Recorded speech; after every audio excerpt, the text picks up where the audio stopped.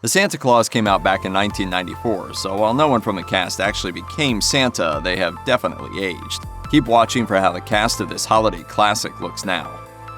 At the time the Santa Claus was released, Tim Allen was already an established star in the realms of stand-up comedy and sitcoms, thanks to his hit series Home Improvement. Playing Scott Calvin quickly made him a film star, something that was cemented just a year later by his voice role as Buzz Lightyear in Pixar's debut feature Toy Story.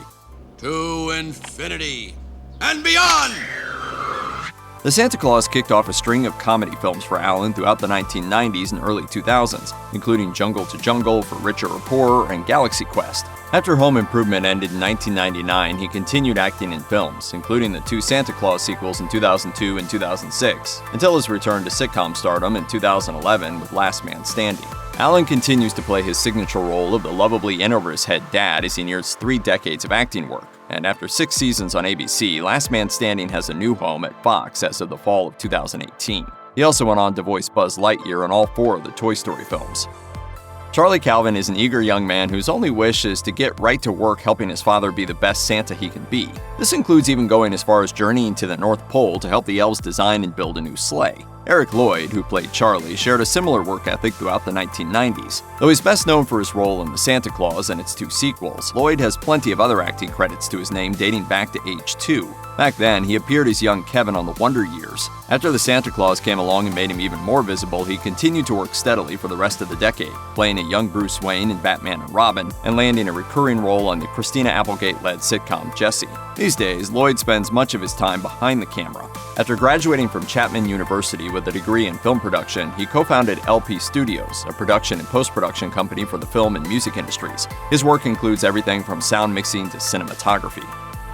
David Krumholtz's screen acting career was just beginning when he landed the role of Bernard. He's the grumpy but ultimately compassionate head elf who guides Scott and Charlie through their North Pole journey and ultimately provides a way for the father and son to stay in contact at the end of the film.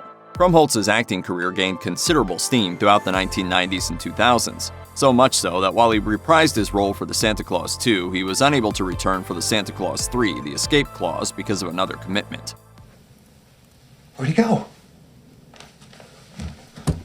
That commitment was Krumholtz's other best-known role, mathematician Charlie Epps on the hit CBS drama Numbers, a role he played for 5 years and nearly 120 episodes. To this day, Krumholtz continues to work regularly in both film and television, more recently appearing in the TV series Living Biblically and The Deuce, and films like The Ballad of Buster Scruggs. An acclaimed talent in the United States, as well as her native Canada, Wendy Crewson worked regularly throughout the 1980s in film and television. Then she landed the role of Laura Miller in The Santa Claus. Like her frequent scene partner Judge Reinhold, she grew from non-believer to supporter and ally in Scott Calvin's Santa adventures. And the film's popularity allowed her to return for both of its sequels. Crewson also continued to work regularly after The Santa Claus and gained higher profile roles in American film and television because of it. Among her other major credits after the film are Air Force One, starring Harrison Ford, and the Canadian supernatural medical drama Saving Hope, in which she co-starred for 5 seasons between 2012 and 2017. In 2016, the Canadian Screen Awards presented her with its Earl Grey Award, recognizing her lifetime of contributions to television in Canada.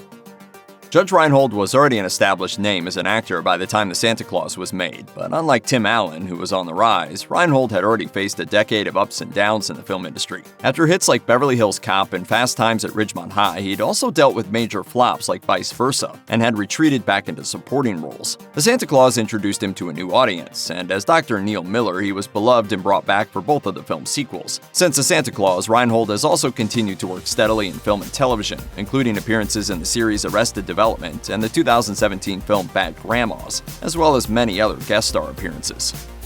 Like Allen, Lloyd, Crewson, and Reinhold, Peter Boyle also has the distinction of appearing in all 3 films in the Santa Claus trilogy, but unlike them, he played different roles. Boyle, whose film acting career was already well established and nearly 3 decades old at the time of the original film, played Scott's boss Mr. Whittle in the first film. He was then brought back to play Father Time in both the Santa Claus 2 and the Santa Claus 3. Boyle's career before the Santa Claus was already well established and included celebrated roles in everything from Young Frankenstein to Taxi Driver. But it was what happened after the first film was released that made him a household name. Boyle was cast as Frank Barone on the massively successful sitcom Everybody Loves Raymond, for which he received 7 consecutive Emmy Award nominations for Outstanding Supporting Actor in a Comedy Series. Unfortunately, Boyle passed away on December 12, 2006 at the age of 71. Check out one of our newest videos right here. Plus, even more Looper videos about your favorite celebrities are coming soon. Subscribe to our YouTube channel and hit the bell so you don't miss a single one.